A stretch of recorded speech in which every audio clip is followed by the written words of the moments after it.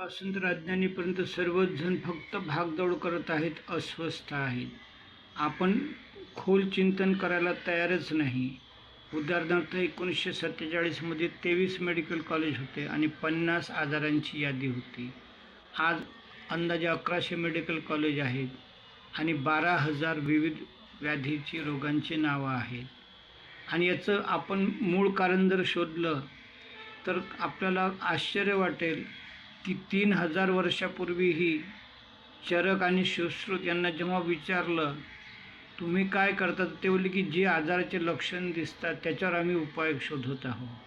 वास्तविक आजाराचं मूळ काय आहे हे जर आपण शोधलं तर आपण व्याधीमुक्त, दवामुक्त होऊ शकतो.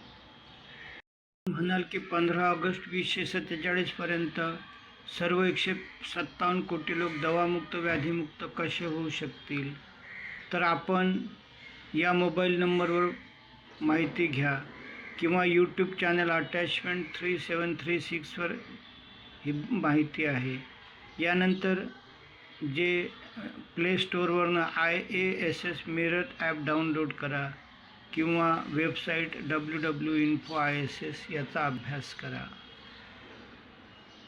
तर तुम्हाला एक म्हणजे याचं सुरुवात सुरू झालेली दिसेल की व्याधीमुक्त, दवामुक्त कसं होता येतं. आपण थिल्लर प्रश्न विचारतो की शासनाची काय आवश्यकता आहे? ज्यांना वाटतं त्यांनी तसं करावं, हे बरोबर आहे.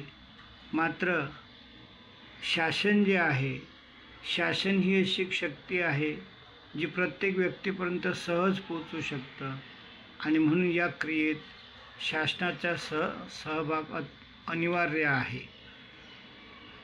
जनतेपर्यंत कसं पोचता येईल?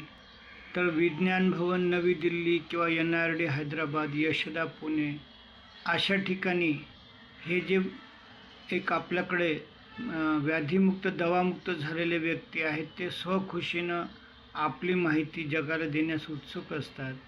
तर अशा 70, 80, 100 व्यक्तींची मुख्यमंत्री, राष्ट्रपती महोदय यांच्यासोबत संगोष्ठी, चर्चा आयोजित करावी.